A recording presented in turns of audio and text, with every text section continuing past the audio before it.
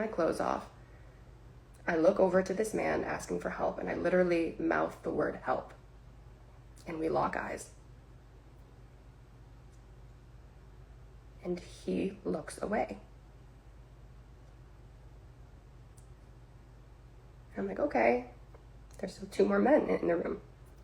And I look to his engineer next, who's sitting right next to him. And I know that he's married, and he just had a little baby girl. And I'm like, okay, he's gonna do something.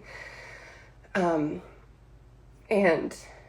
I look at him next, and I'm like, okay, like, do something, say something, do anything. And he looks down at his phone and starts texting. And then I was like, oh, fuck. I look at Kanye's cousin next, and I'm like, do something, like fucking do something. And he spins his chair around. And that's when that like gut-wrenching fear set in. And I was like, oh shit, no one's fucking saving me tonight. No one's gonna do anything. No one's gonna do fucking anything. And that's when I was truly fucking scared. At this point, they had ripped my shirt off, and they were trying to get my pants off. And I realized that I was completely alone. And I closed my eyes for a second. And I was like, God help me. What do I do? And as my eyes were closed, this is going to sound weird, because I bet a lot of you are wondering, like, how the fuck did you get out of this situation? My eyes were closed, and I prayed. And I said, God help me, what do I do? And it was like clear as day, I heard this in my head. And it didn't make any sense. I heard, go towards them. And I was like, oh, fucking great. The one time I asked God for help, Satan answers, because why the fuck would I go towards these 2 predators who are sexually assaulting me? Like, why would I do that? And then all of a sudden it clicked. My back was up against the glass wall. I could not go any further back. That was the only exit. He said, go towards them. They were already drunk off their shit. They were fucked up.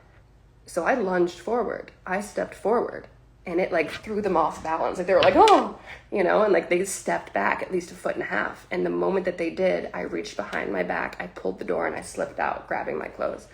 And I ran across the hall, across this corridor, and I hid inside of an empty studio that was black. And I sat there for like 25 minutes, just like crying, like, what the fuck do I do? And I'm texting my manager, and she's not answering. And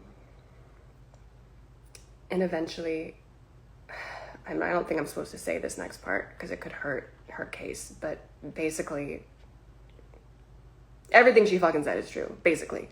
Because what I saw next, I fucking saw it. I was the only one who wasn't drugged. I was the only one who didn't drink their drinks, whatever it is. I was the only one. So I saw what happened next and who was involved. And that's why I'm a part of this lawsuit and like named in it. And yeah, it just, I eventually got us both out, and I got us in an Uber, and she obviously didn't remember anything because she was drugged and I wasn't. And apart from the aspect of, looking for help and they turned away, the only other thing that really, really fucks with me is, what about all those other girls that were there? Those 9 other girls who were drinking the drinks before we even got there. Like, I know none of them got out. I know none of them got saved that night. And I'm like, did they even fucking remember? Did they even know what happened to them?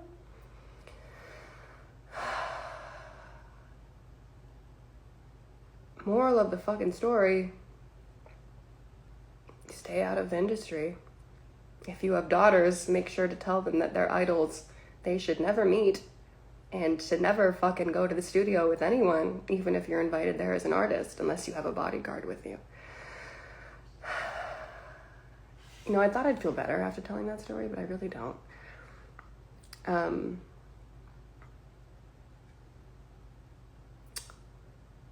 But I guess the point is that, I mean, the same shit happened with Cassie. As soon as she said what happened, no one believed her and they gave her so much shit. And it wasn't until videos came out and more people stepped forward that people were like, oh, she was telling the truth. And I'm here to warn you guys that more people are going to come forward. So believe her when she's talking right now. Because it's the truth. You know I have nothing to gain from this. If anything, I'm making myself a bit of a target for shit that could come. And I hope that's not the case. Yeah. Anyway, that's one of the main reasons that I almost lost my love for music and I got the fuck out of that place. Because I was so lucky. I could have had it a lot worse. A lot worse shit could have happened. I could have drank that drink and who knows what could have happened. So I'm very blessed and very lucky that I got out of that situation. But I feel so bad for the women who I saw in that studio that night that didn't get out. And I pray for them every day because I always think about it. So yeah. God, strike me down right now if I'm lying. So I don't know if that resonated with any of you or was a good idea to tell that story, but yeah. Women, support the truth. And I'm very blessed that I am where I am and I got the fuck out and I'm living on a farm now surrounded by goats. God protected me.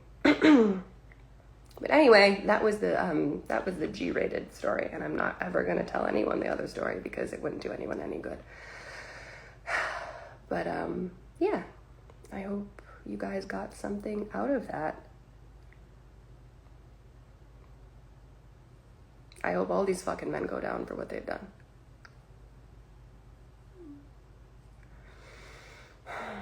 Okay, I'm probably going to go.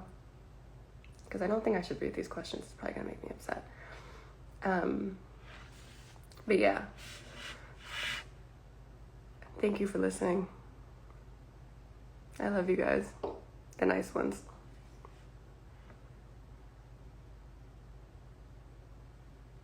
Okay. I see some mean comments, but mostly nice ones. All right, I love you. Bye.